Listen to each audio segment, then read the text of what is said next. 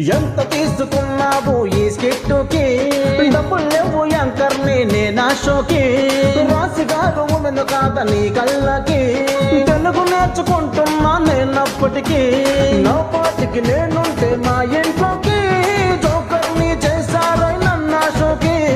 ఎప్పుడెప్పుడు న్యూసుల్లోకి వస్తానని వెతికి మరీ తెచ్చారా నీ ఆచూకి. నా ప్రశ్నలతో నేనే వెనక నీకు ఉంటాను అందరిని గెలుకో. No no no no no అనసూయకో అని నమ్మ మాకు టోలు పాటలాడి వినుకో. బెంట్లెక్కే తీట నీది మంట్లెక్కే రోజు నాది నన్నెందుకు గెలికినవమ్మో.